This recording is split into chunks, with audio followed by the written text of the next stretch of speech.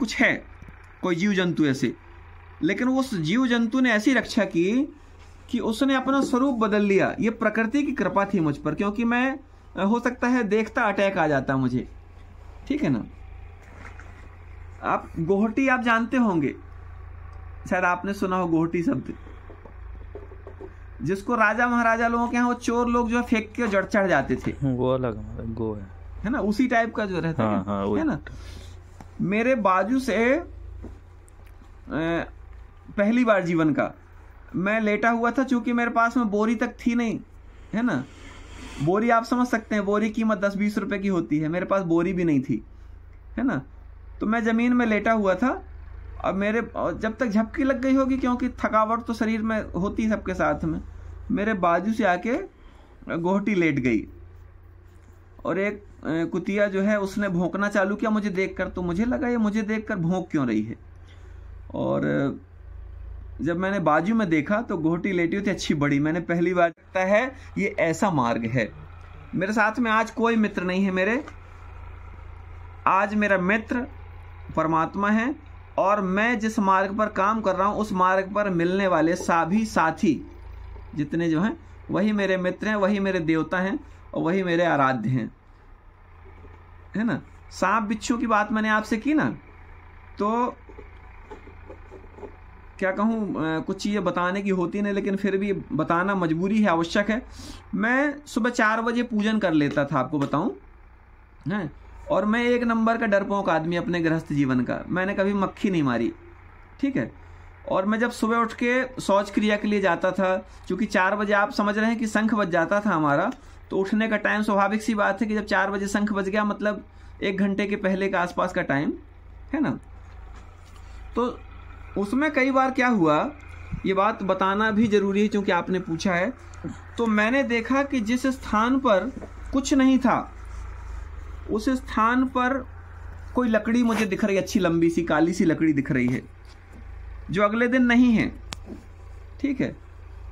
कुछ लगा, मुझे आभास हुआ कि यहां पर 1 करोड़ रुपए की संपत्ति है अपने पास में, और हमने 10 रुपए दान कर दिए, और दान करके दानवीर कर्ण की लिस्ट में, दानवीर कर्ण को देखिए आप, महाभारत को जिसने अमर कर दिया अपने नाम से।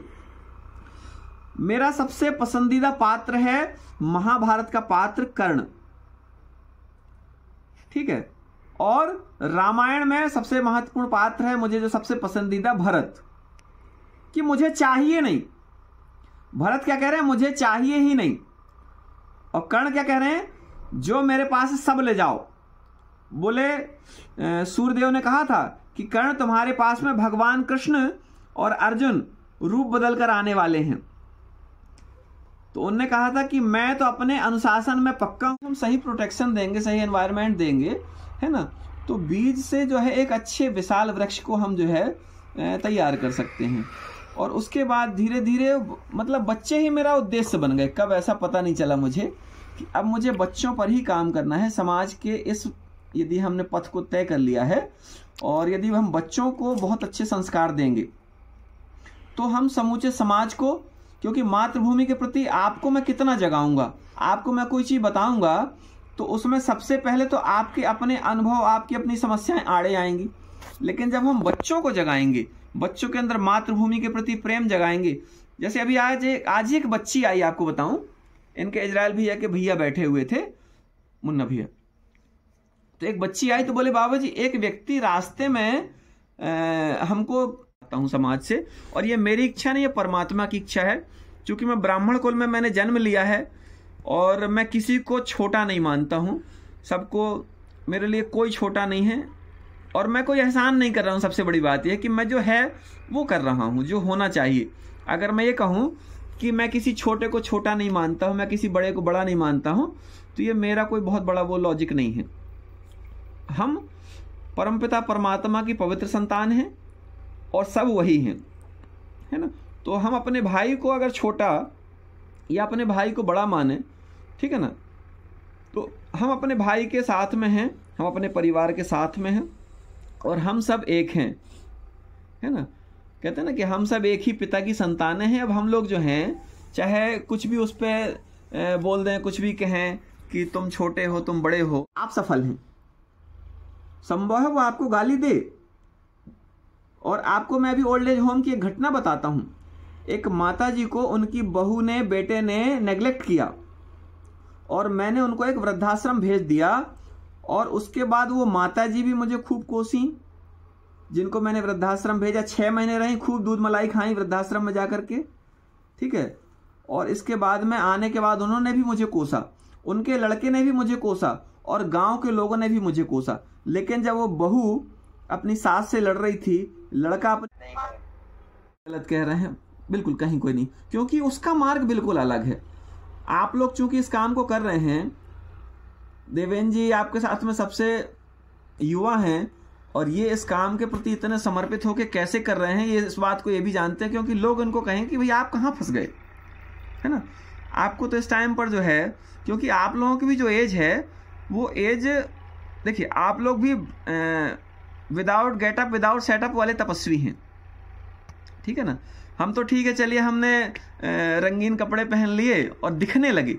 आप लोग भले दिख नहीं रहे हैं, लेकिन आप लोग जो है ना, और हमारे सहयोगी हैं आप लोग, तो आप और बड़े तपस्वी हैं। ये बिल्कुल सत्य बात हम कर रहे हैं।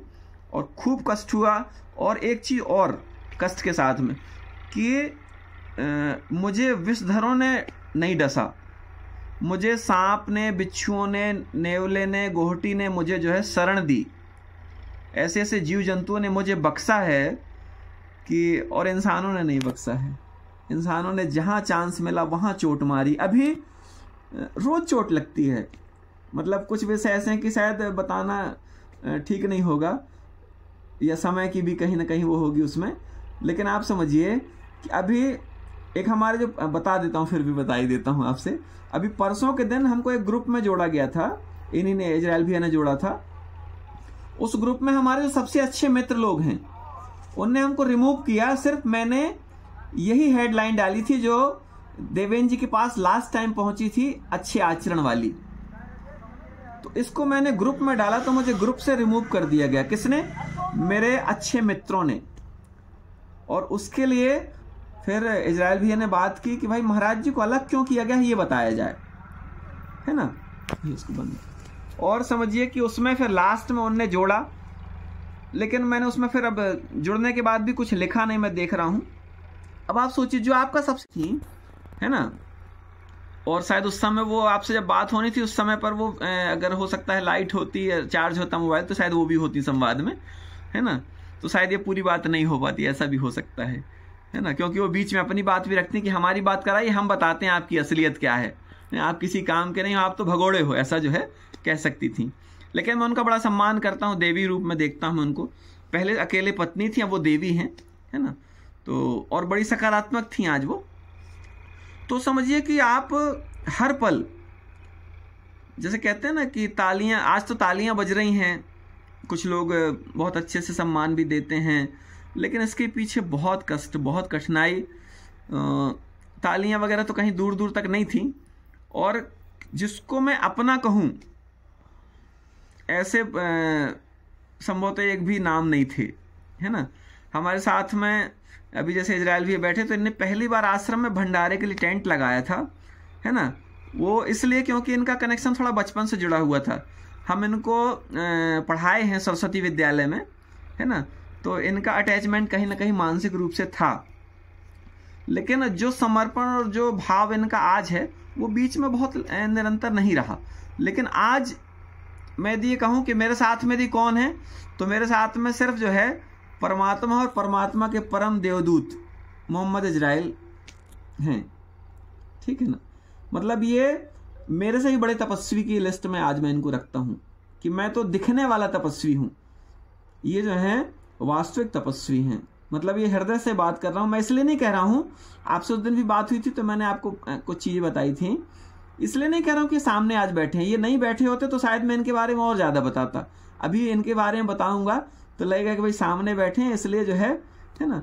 लेकिन वास्तव में, और इनने जो साथ दिया, आज मैं आपके सामने जो संवाद कर पा रहा हूं, ये भी इनकी ही योजना और इनके ऊपर जो परमात्मा ने इनको आदेशित किया।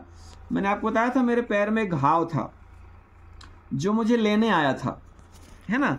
उसके लिए भी इनने मुझे रोक के रखा, बोले महाराज जी आपको हम जाने नहीं देंगे। और आज ये शरीर इस वाणी से जो बात कर पा रहे हैं हम, बहुत सारे, है ना, तो गालियां खूब मिली, उस गाली का भी आनंद मिला, कभी किसी को हमने, और पसीना पसीना हो गए हम। लेकिन एक संकल्प था कि मैं किसी जीव को नहीं मारूंगा, भले ही मैं मर जाऊं, क्योंकि मैं परमात्मा की प्रेरणा से यहाँ पर हूँ। और करवट ले ली मैंने, और थोड़ी देर बाद करवट लेने के बाद जब फिर से सीधे हुए तो वहाँ पर कुछ नहीं था।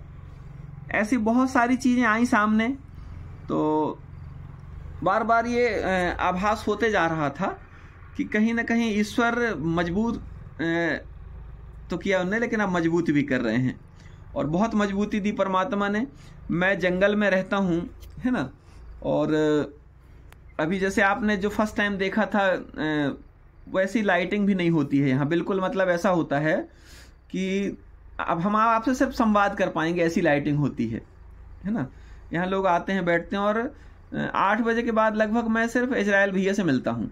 रात में बहुत ही रेयर कंडीशन होती है, क्योंकि 8 बजे के बाद मैं मौन में जाना चाहता हूँ। 8 से सुबह 8 तक मेरा 12 घंटे का मौन का ये रहता है।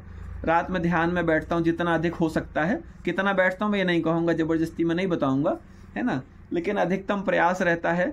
जब शरीर ऐसा लगता है कि अकड़ने सा लगता है या कुछ थोड़ा जो है, तो फिर लगता है थोड़ा कमर सीधी कर लें, उतनी